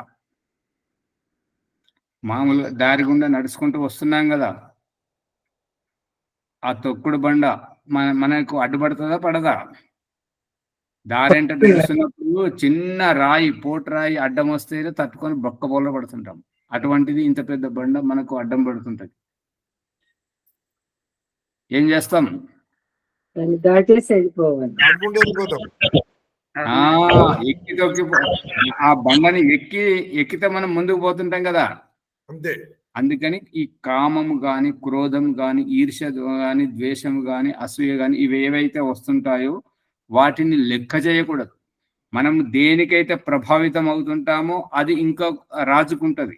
అదే దేనినైతే మనం లెక్క చేయమో అవన్నీ నిష్క్రియమైపోతుంటాయి, నిర్వీర్యమైపోతుంటాయి. ఇప్పుడు ఈ రహస్యాన్ని చూపిస్తున్నటువంటిది ఏంటంటే, సాక్షిభూతమైనటువంటి సాధన చేసేటువంటి వారు ఇంట్లో ఉన్నప్పుడు ఎవరిని పట్టించుకోరు. ఎలా పట్టించుకోరు అని అంటే, అది ఈ కృష్ణదేవరాయలు వాళ్ళ ఆస్థానంలో తెనాలి రామకృష్ణ పనివాడిగా ఉంటే అక్కడ వాళ్ళు పెళ్లి కోసం వంటలన్నీ బాగా చేస్తున్నారు. లడ్డూలు, మిఠాయిలు అన్ని చేస్తుంటే పోసి అవి వేడివేడిగా ఆ డబ్బాలో మూత పెడితే చెమట వచ్చి పాడైపోయేటువంటి ఆస్కారం ఉంటుంది. కాబట్టి కొద్దిగా ఆరబెట్టాలి. అన్ని గదులలో కుప్పలు కుప్పలుగా ఆరబోసి ఎవరు ఉండాలని వాళ్ళు అక్కడ వేడి దగ్గర, పొయ్యి దగ్గర పని చేశారు కాబట్టి వాళ్ళకి చెమటలు వస్తున్నాయి. కొద్దిగా బయటకు పోయి విశ్రాంతి తీసుకోవాలి, మంచి నీళ్లు తాగాలని చెప్పేసి, అంటే ఇక్కడ ఎవరైనా కాపలా పెట్టాలి అని చెప్పేసి అప్పుడు తెనాలి రామకృష్ణ గారు పెట్టారు. అదే రామకృష్ణ ఇక్కడ ఉంటావారంటే ఉంటారంట. ఏం చేయాలి అమ్మగారు అంటే, గాడిదలు, కుక్కలు, పందులు వస్తుంటే చూస్తుండు అని అంటే అలాగే వాళ్ళు కొద్దిసేపటి వచ్చేసరికి ఈ చిందర వందరగా ఉన్నాయి, అందులోనే మూత్రం చేసి ఉన్నాయి, తొక్కినాయి, ఇదంతా ఆగమాగమైంది. ఏమైందిరా రామకృష్ణ అని అంటే, మీరు చెప్పారు కదమ్మ గారు, గాడిదలు వస్తాయన్నారు, గాడిదలు వచ్చాయి, పందులు వస్తాయన్నారు, పందులు వచ్చాయి, కుక్కలు వచ్చినాయి. చూస్తూ ఉన్నారు, ఇంకేంది చూడమని చూసినా అంతే. నువ్వేం చేసినవారు అంటే, మీరు చూడమన్నారు కదమ్మ గారు, నేను చూశాను వచ్చినాయి.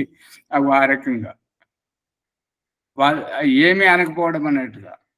ఇంట్లోకి వస్తే కొంతమంది సాధనమయంగా ఉండేటువంటి వాళ్ళు ఇంటి విషయాన్ని పట్టించుకోరు, ఇంట్లోకి ఎవరైనా వచ్చినా పట్టించుకోరు, ఎవరైనా తలుపు కొడితే తలుపు తీస్తారు, వాళ్ళతో మాట్లాడరు.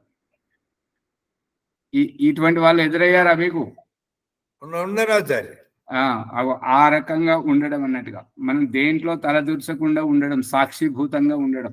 అదే వాళ్ళని పలకరించామనుకోండి, పలకరించి రాండి కూర్చోండి అని చెప్పేసి వాళ్ళకి ఇష్టమైనటువంటి విందు భోజనాలు చేయించి వాళ్ళకి సంతృప్తి పరిచామనుకోండి, ఒక్కరోజు ఉండేవాళ్ళు 2-3 రోజులు ఉండడానికి ప్రయత్నం చేస్తారు, 2-3 రోజులు ఉండేవారు 10 రోజులు ఉండడానికి ప్రయత్నం చేస్తుంటారు. అదే మనం వారితో మాట్లాడకుండా, వారికి కడుక్కోవడానికి నీళ్ళు ఇవ్వకుండా మన దారిన మనం ఉన్నాం అనుకోండి, వాళ్ళు ఇంటికి పోతుంది పలకరించ కనీసం మాట కూడా మాట్లాడరు, మర్యాద లేదు, ఏమి లేదు అని చెప్పేసి వాళ్ళ ఇంటికి అని చెప్పేసి అగో ఆ రూపకంగా ఈ యొక్క సాధనమయంగా ఉన్నప్పుడు, సాక్షిభూతంగా ఉన్నప్పుడు, దేంట్లో మనం తల దూర్చకపోతే ఆ కర్మఫలం అనేటువంటిది మనకు అంటదు. దాంట్లో తల దూరిస్తేనే మనకు కర్మఫలం అంటుతుంటది. ఒకరిని మనం పలకరిస్తున్నామంటే వారు మనల్ని పలకరిస్తుంటారు, మనతో అటు కూర్చుని మాట్లాడుతుంటారు అన్నట్టుగా. ఇప్పుడు మొన్న ఓం ప్రకాష్ అది ఈ యొక్క ఆశ్రమ ట్రస్ట్ ఒక అధ్యక్షుని ఇంటికి పోయారు. పోతే ఎక్కడ యజ్ఞం చేయకుండా ఎవరింట్లో భోంచేయడు, అది తీసుకోడు. ఆయన వాళ్ళు ఏంటంటే మర్యాద కొద్ది వాళ్ళకు టీ కప్పులలో పాలు ఇస్తుంటారు, అది చేస్తుంటారు. అందులో అయితే అసలు తాగకూడదు. ఆ ఇంటి వాళ్ళకి మంచిది కదా ఆ రకంగా ఇవ్వడం. పాలు ఇస్తున్నారు. వద్దు అని అంటే మీరు జమనగా తీసుకోవాలి కదా, మరి వాళ్ళకి ఇచ్చినప్పుడు నువ్వు తీసుకోవాలి కదా. మొదటిసారి మాట్లాడడానికి పోతున్నాం. ఇక ఎందుకంటే అక్కడ తాగిన తర్వాత ఎందుకు తాగినాం, ఇదివరకు వెళ్ళినప్పుడు అతను కనబడకపోతే మనం ఏమి వాళ్ళు మజ్జిగ ఇచ్చినా కూడా తీసుకోలేదు వాళ్ళ కొడుకు ఇట్లా. ఎందుకంటే తండ్రితోటి కలవడానికి వచ్చినప్పుడు తండ్రితోటే మాట్లాడాలి కదా, మనం ఎందుకు తీసుకోవాలి.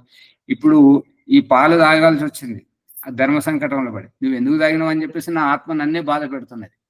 నువ్వు తాగకూడదు కదా, నువ్వు తాగకపోతే అది దాని ప్రభావం వేరే ఉంటది. ఓ మాచాజీ, ఆ అక్కడ మర్యాద అనేది ఒకటి ఉంటది. మర్యాద ఉంటది, కానీ ఇంటికి వాళ్ళు వచ్చిన అతిథికి మర్యాద ఇవ్వకపోతే అగౌరవం భావిస్తారని చెప్పి వాళ్ళు పాలిస్తారు. మీరు పాడు తాగింది అనుకో, వాళ్ళు ఆత్మ తృప్తి పడుతుంది. పాడు తాగుంటే మా మీద సార్కి విశ్వాసం లేదు, మీ నియమం మీది, వారి నియమం వారిది కదా. ధర్మ సంకటంలో పడడం వల్లనే నా ఆత్మ నన్ను బాధ పెట్టింది అన్నట్టుగా. అక్కడ ఏం జరిగిందంటే వాళ్ళు ఒక గృహస్థునిగా ఒక మామూలు వ్యక్తిగా వచ్చిందని చెప్పేసి ఎంగిలి కప్పులో వాళ్ళు ఇచ్చారు. అక్కడ వాళ్ళు మర్యాద భంగం చేశారు కదా, వాళ్ళు మర్యాద భంగం చేశారు కదా. తెలియదు వాళ్ళకు, తెలియదు అంతే. ఇప్పుడు వాళ్ళ మర్యాదను పాటిస్తే మనం మర్యాదను పాటించాలి. కానీ వచ్చిన కర్తవ్యం ఏంటని గృహస్థ ముందు అది ఆలోచన చెయ్యాలి. అందు గురించి ఇప్పుడు మొదటనే మనము ఈ పానకంలో పూడకం మనము అవ్వద్దు, అందుకని ఎటువంటి విఘ్నం రాకుండా ఉండొద్దని చెప్పి సర్దుకుపోవడం వల్ల ఈ ఇబ్బంది కలిగింది. సరే, ఎందుకంటే రాను అందుకే వారు అడిగినప్పుడు చెప్పాను, ఏం కావాలంటే మీతో పాటు కూర్చుని యజ్ఞం చేయాలని చెప్పడం. అంటే వారికి కంటి ఆపరేషన్ చేసుకున్నారు కాబట్టి వారు ఇప్పుడు సమయం కాదు, తర్వాత చేద్దాం, మా ఇంట్లో జరుగుతూనే ఉంటుంటది అని చెప్పేసి అని అన్నారు. రామ్ బ్రహ్మచారి గారు చెప్పండి. మరి ఎట్లా ఇవ్వాలి? కప్పులలో వేయకపోతే మర్యాద కోసం మరి ఎట్లా ఇవ్వాలి? గ్లాసులలో ఇవ్వచ్చు కదా స్వామి, స్టీల్ గ్లాసులు ఉంటాయి కదా. స్టీల్ గ్లాసులు అందరు తాగుతారు కదా. ఆర్య సమాజం స్వామి స్వతంత్రానంద్ గారు ఒక దగ్గరికి ప్రచారానికి పోతే వచ్చిందంట మన దక్షిణ భారతదేశంలోకి. నేను భోజనం చేయనమ్మ గారు, నాకు పాలు ఇవ్వండి అంటే ఇంతంత కప్పులో తీసుకుపోయి ఆ పాలు ఇస్తే ఇంకో చెవులు పోయండి. పాలు చెవులు పోయడం ఏంటి స్వామిజీ అని అంటే, మరి ఇంతంత గిలాసాలు పట్టుకొని వచ్చి నా ముక్కలలో పోయినా చెవులలో పోయి, నేను తాగుతాం లీటర్ కావాలి మాకు, అరే కనీసం ఇంత పెద్ద గ్లాసులో కావాలి. మరి ఇంతంత గిలాసులు తీసుకొస్తే అక్కడ ఆ విషయము యజమానులకు తెలియాలి కదా. మీరు లీటర్ పాలు తాగుతున్నా ఎట్లా తెలియదు కదా. చెప్పిండ్రు మాట్లాడేదాన్ని బట్టి తెలుస్తుంది కదండి. ఎలాగంటే భోంచేయని అంటున్నారు కదా, ఎలా సరిపోతాయి ఇప్పుడు అలాగే ఇవ్వాలండి. ఇంకొక ప్రకరణలో భోజనం పెట్టే దగ్గర ఉప్పుకు పేరు పెడతారు రామరస్, ఉప్పుకు పేరు రామరస్ అని. ఇక కారమును అమ్మ మేము ఉప్పు కారం పెట్టకూడదు, మీరు గృహస్థులు మాలాంటి ఆచార్యులకు పెడితే అది ఆ ఉప్పు కారం యొక్క వికారం తినేటప్పుడైతే మాకు నోరు మండుతుంటది, కానీ తిన్న తర్వాత అది దాంట్లో కామక్రోధాలు వ్యక్తమైతే ఎవరింటికి పోయి ఎవరినైతే ఆ ఆక్రోశంతో బాధ పెడుతుంటామో ఆ పాపం మీకు తగులుతుంటది. అందు గురించి మాలాంటి సాధువులకు ఎవరికి ఉప్పు కారం మసాలాలు ఏవి పెట్టకూడదు అని అన్న తర్వాత, స్వామి పక్కకు పెట్టుకోండి, ఇది రామరస స్వామి, తినాలి స్వామి, మంచిది స్వామి, మీకు ఇష్టం ఉంటేనే తినండి అని పక్కకు పెడితే పెట్టేటప్పుడు వద్దని లేదు. భోజనం అంతా చేసిన తర్వాత అన్నం పడేయడం ఎందుకని చెప్పేసి నీళ్లు పోసుకొని కలుపుకొని కళ్ళు మూసుకొని తాగేసిండు స్వామి స్వతంత్రానంద గారు. అంటే చెప్పితే వినరన్నట్టుగా, తెలియదని కాదు, చెప్పినా కూడా ఇక్కడ చాలా కరెక్ట్ అని మేమే కరెక్ట్ గా మాట్లాడుతున్నాం అనుకుంటారు ఆచార్య. అతి ప్రేమ, అతి ప్రేమ, అతి ఆదరం. అది ఏమైనా అనుకోండి. అంటారు. అమ్మ వరలక్ష్మి అమ్మ గారు కుయ్యి కుయ్యి అంటున్నది, అది ఎవరికి అర్థం కాదు. ఓం ఆచారి, అది మీరు మన ఆశ్రమ యొక్క అధ్యక్షుని వాళ్ళ ఇంటికి పోయిన తర్వాత పరిణామం ఏమేమని చెప్పలేదు, అది చెప్పింది కానీ ఆ పరిణామం అంత సుముఖంగానే ఉంది. ఎందుకంటే సానుకూలంగానే ఇక్కడ చెప్పగలుగుతాను ముని గారు. మొన్నటి గురు పూర్ణిమ కంటే ఇది చాలా ఆనందదాయకంగా ఆశపడుతున్నాం. అదే వారు వస్తానన్నారు. కార్తీక ఇది ఏమంటారు, రక్షాబంధనం శ్రావణ పౌర్ణమికి వస్తానని చెప్పారు. ఆగస్టు 19వ తారీఖు. అప్పుడు ఈ చతుర్వేద పారాయణ యజ్ఞం కూడా మొత్తం అన్ని జరుగుతాయి మొత్తం. ఇక మునిజీ గారు 2 గంటల మీద మాట్లాడిండు. 2 గంటల 3 గంటల వరకు మంచిగా కూర్చొని మాట్లాడిండు. ఆచార్య మేము ఏమనుకున్నాము, శ్యామలయ్య గారు మీ ఎమ్మడున్నాడు అని మేము అనుకున్నాం. అప్పుడే మీరు మా ప్రాణంలో ఉన్నారంటే. అంటే గద్వాల్లో ఉంటారు అధ్యక్షులు వారు. గద్వాల వారి పేరు గోవిందరావు గారు.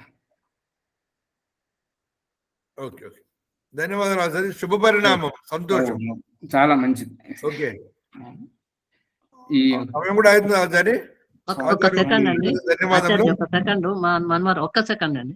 మా మనమరాలు నేను ఎక్కకుండా కడిగినప్పుడు ఆమె రుబ్బురోలు ఉంటది కదా మనం రుబ్బుకునేది, దానికి దాని ఏమంటారు సున్నం పెట్టి బొట్లు పెట్టి పూలు పెట్టింది అక్కడ కలివేప చెట్టు కదా. ఇది పెట్టద్దాను అన్న, ఇది జడ పదార్థం, నీ ఎగ్గకుండా కూడా జడ పదార్థం, దానికి పానం ఉందా అని ఎత్తేసింది. ఎత్తేసారు కాదురా అది. ఇప్పుడు మనం దాన్ని మొక్కితే అది మొక్కలేం కదా, అది రాయి కదా, మరి దీన్ని ఎందుకు చేస్తున్నావు, ఎందుకు గడుగుతున్నావు అంటే అట్లా కాదురా. ఇప్పుడు చెప్పండి, చుక్కలు కనిపిస్తాయి ప్రశ్న చెప్పండి. సమాధానం మీరు ఏం చెప్పిండ్రు? అమ్మగారు చెప్పాల్సింది ఏంటంటే, అగ్నిర్వై దేవాన ముఖం, ఈ దేవతల యొక్క ముఖం అగ్ని కాబట్టి అగ్నిని ఈ పాత్రలో ఈ యజ్ఞకుండంలో రాజేస్తుంటాము కాబట్టి, దేవతలకు ఈ యొక్క యజ్ఞకుండంలోనే వడ్డిస్తుంటాము కాబట్టి, ఒక్కొక్క ముద్ద మనం స్వాహాన్ని తినిపిస్తుంటాము కాబట్టి, మన కంచం గడుకున్నట్టుగానే దేవతలకు తినిపించేటువంటిది వారి యొక్క కంచం, ఇది యజ్ఞకుండం. అందు గురించి శుచి శుభ్రత. అంతగానం చెప్పలేదు. పుష్పమ్మ సమయం లేదు, వెళ్ళిపోతుంది, నాకు టైం అన్నీ వెళ్ళిపోతుంది. పుష్పమ్మ గారు కూర్చోబెట్టి చెప్పండి. ఎందుకంటే ఉదాహరణ మనం గిన్నె వండుకుంటాం కదా, అన్నం గిన్నె లోపల మనం పదార్థం వండుకుంటారు, సువాసన వస్తుంది కదా. అమ్మగారు సూటిగా చెప్పాల్సింది ఏంటంటే, మనం తినే గిన్నెను మనం కడుక్కుంటాం కదా. మీరు చిన్నగా ఉన్నప్పుడు మీకు చిన్న గిన్నెలో గోటి ముద్దలు తీసుకొచ్చి నీకు తినబెట్టాను కదా, ఆ గిన్నె కడిగానా లేదా నువ్వు చిన్నగా ఉన్నప్పుడు? ఇప్పుడైతే నువ్వు కడుక్కుంటున్నావు. మరి తాతయ్యకు తినబెట్టేటప్పుడు కడుగుతుంటాం కదా. పెద్దగా వారికి చేతగాని వారికి తినబెట్టినప్పుడు ఆ కంచం కడిగినట్టుగానే దేవుడికి మనం ఆహుతులు ఇస్తుంటాం కాబట్టి, దేవతలకు ఇచ్చేటువంటి ఈ యొక్క యజ్ఞకుండం కడగాలి. శుచి శుభ్రత అనేటువంటిది ముఖ్యం. మనం పవిత్రంగా ఉన్నామా, మనం శుభ్రతను పాటిస్తున్నామా లేమా అనేటువంటిది భగవంతుడు చూస్తాడు కాబట్టి మనం దాన్ని కడగడం. ఈ యజ్ఞకుండం దేవుడు కాదు. అమ్మగారు వారికి చెప్పాల్సింది ఏంటంటే, యజ్ఞకుండం దేవుడు కాదు. నువ్వు రుబ్బురాయిని దేవుడు అని మొక్కు, నువ్వు అక్కడ పువ్వు పెట్టావు కదా, మరి ఆ రుబ్బురాయి దేవుడు ఎట్లయితుంది? కింద పడితే పగిలిపోతుంది, అది మన మీద పడితే దెబ్బ తగులుతుంది. అది ఈ యజ్ఞకుండం అయినా సరే తగులుతుంది, కానీ ఈ యజ్ఞకుండం దేవుడని యజ్ఞకుండం మొక్కట్లేదు కదా, కడుగుతున్నాం, శుభ్రత చేస్తున్నాం అంతే. వారికి అంతే అర్థమవుతుంది. అంతే. ఓకే ఓకే, ఓం ధన్యవాదములండి ఆచార్య ఓం ప్రకాష్ గారికి. ఏదైనా పాట పాడండి, ఎందుకంటే మంచి సమయం నాస్తి ఆచార్య, సమయం నాస్తి, ఓన్లీ 3 minutes ఇస్ దేర్.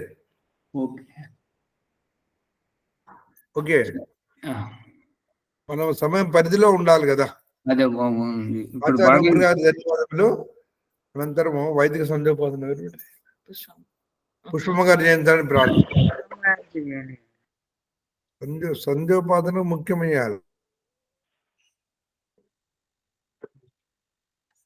నమస్కారం. సర్వజ్ఞో నమః. అట్లా వైదిక సంధ్య బ్రహ్మ అయిపోయింది. ఓ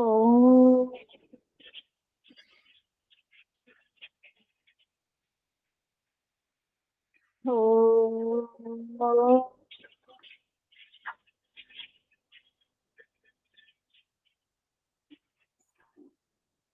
ఓం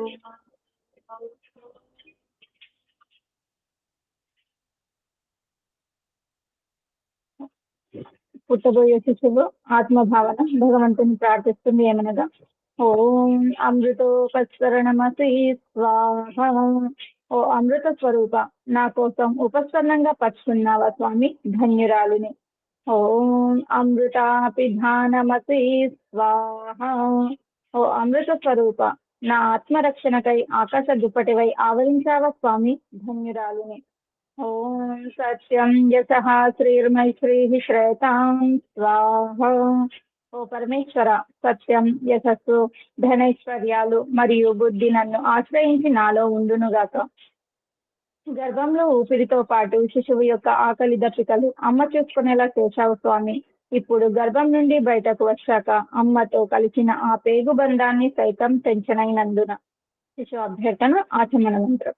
ఓం శన్నో దేవీరభిష్టయా ఆపో భవంతు పీతయే సంయోరభిస్రవంతు నః. ఓ దివ్య స్వరూప, ఇష్టపూర్వకంగా సేవించే యోగ్య జల స్రావములను నాకు అందుబాటులో స్రవింపజేయము స్వామి. ఈశ్వరువాచ తథాస్తు. అదిగో అమ్మ దగ్గరికి వెళ్ళి కమ్మని స్తన్యపానం చేయుము. అంగస్పర్శ ప్రకరణం. అప్పుడు జీవాత్మ, ఓ పరమేశ్వర, నాకు తల్లిదండ్రి మరియు ఆత్మీయుల సాన్నిధ్యపు పునర్జన్మను ప్రసాదించుము స్వామి. అప్పుడు ఈశ్వర వాచ తథాస్తు. స్వర్గసుఖాన్ని ఏవగించి అసంతృప్తితో పోతున్నావు. ఆ జరామరణ అసంతృప్తి దుఃఖ జన్మలలో ఒంటరిగా ఉండలేవు. కాబట్టి ఈ ఇంద్రియాల కాలక్షేపం నీకు ఊరట కల్పించునుగాక. అత ఇంద్రియ స్పర్శ మంత్రములు. ఈ ఇంద్రియ స్పర్శ మంత్రములు అక్రియ ధ్యానం. ఈ అక్రియ ధ్యానం అంటే ఏదైనా పని మీద కోరిక కలిగి చేయడం, ఆ పని చేసిన తర్వాత సంతృప్తి చెందడం. ఓం వాక్ వాక్, ఏదైనా మాట్లాడాలి, చెప్పాలని మాట్లాడే వరకు, చెప్పే వరకు అసంతృప్తి, మాట్లాడిన తర్వాత, చెప్పిన తర్వాత ఒక సంతృప్తికర ప్రశాంతత. అలాగే ఏదైనా పదార్థం చూడగానే తినాలి, తాగాలి అనే కోరిక, తిన్న తర్వాత సంతృప్తి చెందడం. ఓం ప్రాణ ప్రాణ, పీల్చుకున్న శ్వాసను వదలడం, అలాగే వదిలిన శ్వాసను పీల్చాలని పీల్చుకున్న తర్వాత సంతృప్తి చెందడం. ఓం చక్షు చక్షు, ఇదేంటి అదేంటి, ఇందులో ఏముంది అందులో ఏముందని ప్రతిదీ చూడాలని అసంతృప్తి జీవితం. చూసిన తర్వాత సంతృప్తి చెందడం. ఓం శ్రోత్రం శ్రోత్రం, ఇది అది, ఏదో వినాలని తాపత్రయం, విన్న తర్వాత ఒక సంతృప్తి, ఒక తృప్తి. ఓం నాభిర్మే చిత్తం విజ్ఞానం, యజుర్వేదంలోనిదే. ప్రారంధ బుద్ధి జన్మకు భౌతికంగా నన్నొక వైపు దిగజారుస్తుంటే, మరొక వైపు ఈ మానవ జన్మలో పూజ, జపం, ఉపాసన, ధ్యానం అనే సందర్భాల పేరుతో పూజారి ఆచార్యుల ద్వారా నన్ను మెప్పించి నీ చెంతకు రప్పించుకోవడం చూస్తే మాటలు రావట్లేదు స్వామి.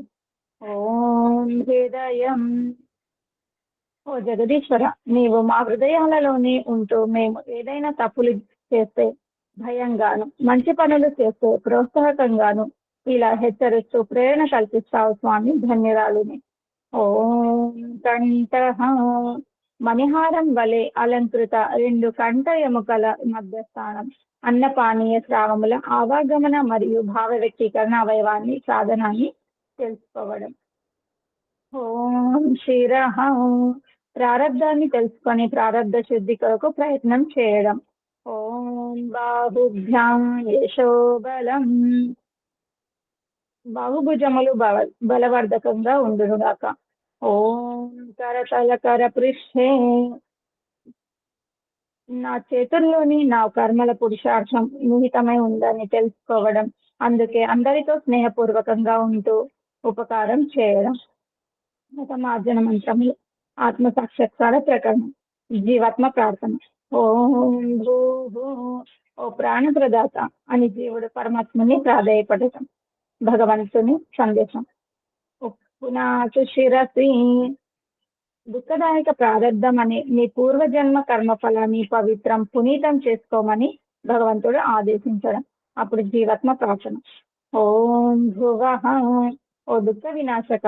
అప్పుడు ఈశ్వర సందేశం. పునాతు నేత్రయోహో, దుఃఖపూరితమైన జీవనం నుండి ఉపశమనం పొందడం. ఓ జీవాత్మ, అసంతృప్తియే నీ దుఃఖానికి మూల కారణం. కాబట్టి ఈ రెండింటి మధ్య తటస్థ సంతృప్తితో సాక్షిభూతంగా ఉండుము అని పరమాత్ముడు ఆదేశించడం. అప్పుడు జీవాత్మ ప్రార్థన. ఓం స్వహ, ఓ స్వయం సుఖ స్వరూప. అప్పుడు ఈశ్వర సందేశం. పునాతు కంఠే, కంఠకూపే క్షిప్పిపాస నివృత్తి. యోగ దర్శనంలోనిది. అంటే కంఠంలోని గుంట కదలికలపై ప్రత్యేక ధ్యాస పెట్టి నీ ఆకలి దప్పికల పట్ల అసంతృప్తిని తగ్గించి జయించు.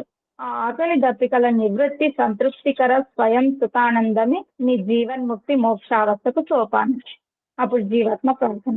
ఓం మహః, ఓ మహిమాన్విత మాయా స్వరూప. అప్పుడు ఈశ్వర సందేశం. పునాత్ హృదయ, ఆధ్యాత్మ పురోగతికై దైవం పట్ల నీ భ్రమను నివృత్తి చేసుకోవాలి. తద్వారా యోగ సాధనలో సక్రియమై ధ్యానం ప్రతిఫలించి హృదయ స్థానంలోని ఈశ్వరానుభూతిని పొందుతావు. పరమాత్మ సాక్షాత్కారం. అప్పుడు జీవాత్మ ప్రార్థన. ఓం జనః, ఓ జగన్నాయక. ఈ జన్మ జరా మరణ అంతరార్థం ఏమిటి స్వామి? అప్పుడు ఈశ్వర వాచ. పునాత్ నాభ్యాం, నాభి చక్రే కాయ వ్యూహ జ్ఞానం. యోగ దర్శనంలోనిది. అంటే నాభి చక్రంలో సంయమనంతో ఈ తిని త్రాగి విసర్జించడం ఏమిటి అని విచారిస్తే మన శారీరక జన్మల అంతరార్థం బోధపడుతుంది. నాభిర్మే చిత్తం విజ్ఞానం. అనేక విధాలుగా స్మరించుకునే వ్యావహారిక విజ్ఞానం దేహం మధ్యలో ఉన్నది. అప్పుడు జీవాత్మ ప్రార్థన. ఓం తపః, ఓ పరాత్పర. ఈ తపస్సు అంతరార్థం ఏమిటి స్వామి? అప్పుడు ఈశ్వర సందేశం. పునాత్ పాదయోహో, ఓ జీవాత్మ, నీ జన్మ జరా మరణ దుఃఖదాయక స్థితి నుంచి నిన్ను నీవు ఉద్ధరించుకో. అంటే దేహం లోపలి ఇడాపింగళ అనే 2 నాడుల శ్వాస ప్రశ్వాసలతో జీవాత్మను క్రింది నుంచి పైకి లేచిన అవగాహనను కల్పించడం. సందేహం. పాదయోహో అంటే పాదముల వద్దన నివృత్తి కాదు. జంగాభ్యాం పద్నాం ధర్మో అస్మి విసిరాజ ప్రతిష్ఠిత. యజుర్వేదంలోనిది. అంటే పాద తొంట ఎముకల మధ్యలో నేను అనే దేహి జీవాత్మను ఉన్నాను. కాబట్టి నన్ను ఊర్ధ్వ స్థాయికి రమ్మంటున్నాడు పరమాత్ముడు అనే రహస్యాన్ని తెలుసుకొని జీవితంలో ముందుకు అడుగులు వేయడం. అప్పుడు జీవాత్మ ప్రార్థన. ఓం సత్యం, ఓ అవినాశి అయిన సత్య స్వరూప. అప్పుడు ఈశ్వర వాచ. పునాత్ పునఃశిరసి, ఓ జీవాత్మ, పవిత్ర భావనతో మరోసారి మళ్ళీ శిరస్సు యందు అనుభవంతో తెలుసుకుంటే ధన్యము అవుతావు. అప్పుడు జీవాత్మ ప్రార్థన. ఓం సం బ్రహ్మ, ఓ సర్వవ్యాపక. అప్పుడు ఈశ్వర సందేశం. పునాత్ సర్వత్ర, ఈ సంకుచిత శారీరక పింజరం నుంచి అభిగమించి ఆకాశం వలె అంతటా వ్యాపించి ఉన్న ఈశ్వరానుభూతిని పొందటము. అతో అష్టచక్రముల ప్రమాణం. అష్టచక్ర నవద్వార దేవానం పూరయోధ్య తస్యాం హిరణ్యే కోశే స్వర్గో జ్యోతిషావృత. అథర్వణ వేదంలోని. 8 చక్రాలు 9 రంధ్రాలు ఇంద్రియాల అయోధ్య అంటే యుద్ధం చేయదగని పురము ఉన్నది. అందులో స్వర్గమనే స్వర్ణమయ ఆవాసం ప్రకాశ జ్యోతితో ఆవరించి ఉంది. అత 7 అంతస్తుల అంతర్యాత్ర. ప్రాణాయామంలో ఓం భూహు, ప్రాణధారణ జీవం పోసుకోవడం. ఓం భువః, త్యాగభావంతో దుఃఖ విముక్తి పొందటం. ఓం స్వహ, అనాసక్త ఆత్మ సుఖ స్వరూపావస్థ. ఓం మహః, పరధ్యాన తన్మయత్వ పరమాత్మ భావం.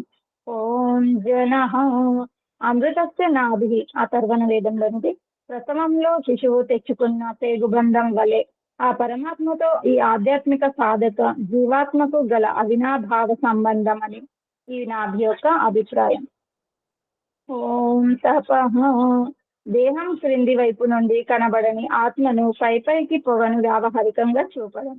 ఓం సత్యం, సత్యం జ్ఞానం, అనంతం బ్రహ్మ. తైత్తిరీయ ఉపనిషత్తు. జ్ఞానం సత్యం, బ్రహ్మ అనంతం. శరీరరహిత ముక్త జీవాత్మ బ్రహ్మలో ఉంటుంది. ఆ ముక్తాత్మకు ప్రాపంచిక సుఖ దుఃఖముల స్పర్శ సంపర్క అభావంలో ఆనందమగ్నమై ఉండును. ఈ విధంగా శుద్ధ మనస్సుతో పాటు పంచేంద్రియాలు, ప్రాణం జీవితంతో ఉంటాయి. మరియు బుద్ధి అంటే ప్రారంధం పరిష్కరింపబడిన ఆత్మ నిర్మలము స్థిరచిత్తముతో ఉంటుంది. దీనిని పరమగతి అనగా మోక్షం అందరు. ఇది మొదటి ప్రకరణం. ఈ మొదటి ప్రకరణంలో సఫలం చెందిన వారు మోక్షాన్ని పొందుతారు. సఫలం కాని వారు ఈసారి ఎలాగైనా సఫలం కావాలని దృఢ సంకల్పించుటకే ఈ అఘమర్చన మంత్ర ప్రకరణం. అఘమర్చనం అంటే సృష్టికర్త పరమాత్మ సర్వవ్యాపకుడు, న్యాయకారి, సర్వత్రా సర్వదా జీవులందరి కర్మలను ప్రత్యక్షంగా చూస్తున్నాడని, పాపము వైపు ఆత్మ మరియు మనస్సుని ఎన్నటికీ పోనీయకూడదు అని, అంతేగాక ఎప్పుడు ధర్మయుక్త కర్మములను చేస్తూ ఉండడం. అథ అఘమర్చన మంత్రము. ఓం రితంచ సత్యం చాభిర్ధాత తపోధ్యజాయత తతో రాత్రజాయత తతః సముద్రో అర్ణవః సముద్రాదర్ణవాదధి సంవత్సరో అజాయత అహోరాత్రాణి విదధద్విశ్వస్య నిశతో వసి సూర్యాచంద్రమసౌ ధాతా యథా పూర్వమకల్పయత్ దివం చ పృథివీం చాంతరిక్షమథో స్వః. ఓం శన్నో దేవీ అభిష్టయా ఆపో భవంతు పీతై శంయోరధిస్రవంతు నః. అత మనసా పరిక్రమ మంత్రాలు. నలువైపులా ఉండి పరమాత్ముడు మనల్ని ఏ విధంగా రక్షిస్తున్నాడో తెలుసుకోవడం ఈ మనసా పరిక్రమం యొక్క విశేషం. ఓం ప్రాచీదిగగ్నిరధిపతిరసితో రక్షితాదిత్యా ఇషవః తేభ్యో నమోధిపతిభ్యో నమో రక్షితృభ్యో నమ ఇషుభ్యో నమ ఏభ్యో అస్తు యోస్మాన్ ద్వేష్యం వయం విస్మస్తంభోజంభే దద్మః. ఈ తూర్పు దిశలో అగ్ని అధిపతి కొడవలి వలె ఆదిత్య కిరణములతో అక్కున చేర్చుకుంటూ రక్షిస్తున్నావు స్వామి. అత దక్షిణ దిశ. ఓం దక్షిణాదిగేంద్రోధిపతి స్థిరస్థిరాజే రక్షితా పితర ఇషవః తేభ్యో నమోధిపతిభ్యో నమో రక్షితృభ్యో నమ ఇషుభ్యో నమ ఏభ్యో అస్తు యోస్మాన్ ద్వేష్యం వయం విస్మస్తంభోజంభే దద్మః. ఈ దక్షిణ దిశలో కూడా ఇంద్రుడి రూపంలో అధిపతి వంకర టింకర కుటిలంగా నడిచే వాటి నుంచి తల్లిదండ్రుల వలె కనిపెడుతూ రక్షిస్తున్నావు స్వామి. అత పడమర దిశలో. ఓం ప్రతీచి దిగ్వరుణోధిపతి ప్రదాకు రక్షితాన్నమిషవః తేభ్యో నమోధిపతిభ్యో నమో రక్షితృభ్యో నమ ఇషుభ్యో నమ ఏభ్యో అస్తు యోస్మాన్ ద్వేష్యం వయం విస్మస్తంభోజంభే దద్మః. ఈ పడమర దిశలో కూడా వర్ణుడి రూపంలో అధిపతి అయి ఆహార ధాన్యాలలో పొట్టతో పాకుతుండే పురుగులను ఆశ్రయింపజేసి ఈ అన్నము నిరాపద జీవనాధారమని తెలుపుతూ అన్నదాతగా రక్షిస్తున్నావు స్వామి. అత ఉత్తర దిశలో.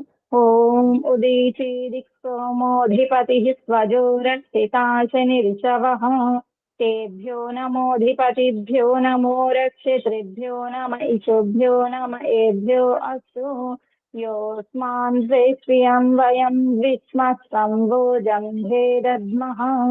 ఈ ఉత్తర దిశలో కూడా సోమం రూపంలో అధిపతి అయి స్వయం పుట్టుకొచ్చే క్రిమి కీటకాల పట్ల విద్యుత్ మెరుపుతో పంటలను స్వచ్ఛచామలం చేస్తూ రక్షిస్తున్నావు స్వామి. అత క్రింది దిశలో. ఓం ధ్రువాదిగ్విష్ణురధిపతి కల్మాసగ్రీవో రక్షితా వీరుధైషవః తేభ్యో నమోధిపతిభ్యో నమో రక్షితృభ్యో నమ ఇషుభ్యో నమ ఏభ్యో అస్తు యోస్మాన్ ద్వేష్యం వయం విస్మస్తంభోజంభే దద్మః.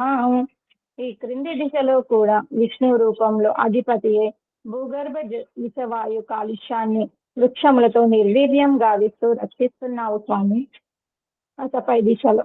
ఓం ఊర్ధ్వాది బృహస్పతిరధిపతి స్విత్రో రక్షితా వర్షమిషవః తేభ్యో నమోధిపతిభ్యో నమో రక్షితృభ్యో నమ ఇషుభ్యో నమ ఏభ్యో అస్తు योऽस्मान् द्वेष्टियं వయం విస్మః సంవోజంధే దద్మః. ఈ పై దిశలో కూడా బృహస్పతి రూపంలో అధిపతి అయి ఆకాశం సముద్రం నుండి జలాన్ని ఆవిరి రూపంలో మేఘాలుగా మారి పంట పొలాలకు ఉపయోగపడేలా అమృత వర్షం కురిపిస్తున్నావు స్వామి. మరియు మా శరీరం పైన ఏదైనా వ్యాధి వచ్చినట్లయితే ఆ వర్షం నీటితో నయం చేసి రక్షిస్తున్నావు. ఇలా ఈ అన్ని దిశలలో ఎల్లవేళలా ఉంటూ మమ్మల్ని రక్షిస్తున్న హే పరమాత్మ, నీకు కృతజ్ఞతాపూర్వక నమస్కారం. అత ఉపస్థాన మంత్ర ప్రకరణం. పరమాత్మ ఉపస్థానం అంటే మనకు అత్యంత సమీపంలో పరమాత్మ ఉన్నాడు అని మనమందరము ఆ ఉత్తమ జ్యోతి స్వరూప పరమాత్ముని తెలుసుకొని ప్రార్థించడం ఈ ఉపస్థాన మంత్రం యొక్క భావం. జాత వేద కేసు నవామ సోమ మరాతీయతో నిదహాతి వేద సనః పర్షదతి దుర్గాని విశ్వానావేవ సింధుం దురితాత్యగ్ని చిత్రం దేవానాముదగాదనీకం చక్షుర్మిత్రస్య వరుణస్యాగ్నేః ఆచార్య వా పృథివీ అంతరిక్షం సూర్య ఆత్మా జగతస్తస్పృశశ్చ ఉదుత్యం జాతవేదసం దేవం వహంతి కేతవః దృశే విశ్వాయ సూర్యం ఉద్వయం తమసస్పరిస్వః పశ్యంత ఉత్తరం దేవం దేవత్రా సూర్యమగన్మజ్యోతిరుత్తమం. దీనితో రెండవ ప్రకరణం పూర్తవుతుంది. ఈ రెండవ ప్రకరణంలో కూడా సఫలం చెందిన వారు మోక్షం వైపు, సఫలం చెందని వారు ఈసారి ఎలాగైనా సఫలం చెందాలని పరమాత్మని ప్రాయశ్చిత మంత్రంతో ప్రాధేయపడతారు. అత ప్రాయశ్చిత మంత్రం. ఓం తచ్చక్షుర్దేవహితం పురస్తాత్ శుక్రముచ్చరత్ పశ్యేమ శరదః శతం జీవేమ శరదః శతం శృణుయామ శరదః శతం ప్రబ్రవామ శరదః శతం అదీనాహశ్యామ శరదః శతం భూయశ్చ శరదః శతాత్. ఓం శన్నో దేవీరభిష్టయా ఆపో భవంతు పీతయే సంయోరభిస్రవంతు నః. ఓం భూర్భువః స్వః తత్సవితుర్వరేణ్యం భర్గో దేవస్య ధీమహి ధియో యో నః ప్రచోదయాత్. హే రక్షక, సచ్చిదానంద స్వరూప, జగదుత్పాదక దేవ, నీ దివ్యం వరేణ్యమునైన శుద్ధ విజ్ఞాన స్వరూపమును మేము నిత్యం మా హృదయంగా ధ్యానించము. మాకు సద్బుద్ధినిచ్చి సత్కర్మములు చేయునట్లు మా బుద్ధులను ప్రేరేపింపము. సమర్పణ భావంతో వేడుకోవడం. ఓ పరమేశ్వర దయానిధి, మీ కృప వల్ల జపోపాసనాది కర్మములను చేస్తున్నా మేము ధర్మ అర్థ కామ మరియు మోక్షముల సిద్ధిని సత్కర్ముగా ప్రాప్తించుకుందుముగాక. అత నమస్కారం. ఓం నమః శంభవాయ చ మయో భవాయ చ నమః శంకరాయ చ మయస్కరాయ చ నమః శివాయ చ శివతరాయ చ. ఓం శన్నో దేవీరభిష్టయా ఆపో భవంతు ప్రీతయే సంయోరభిస్రవంతు నః. ఓం విశ్వవైదిక సంధ్య బ్రహ్మయుద్ధం. అత శాంతి పథకం. ఓం దేవ్ శాంతి అంతరిక్షం శాంతి పృథివీ శాంతి ఆపః శాంతి ఓషధయః శాంతి వనస్పతయః శాంతి విశ్వే దేవాః శాంతి బ్రహ్మ శాంతి సర్వం శాంతి శాంతిరేవ శాంతి సామా శాంతిరేధి. ఓం శాంతి శాంతి శాంతి. ఓం నమస్తే ఆచార్య. సర్వేభ్యో నమో నమః. అందరు ఈ వీడియోని లైక్ చేసి షేర్ చేయండి, సబ్స్క్రైబ్ చేసుకోండి. ఏదైనా సందేహాలు ఉంటే కామెంట్ రూపంలో పెట్టండి. నమస్తే.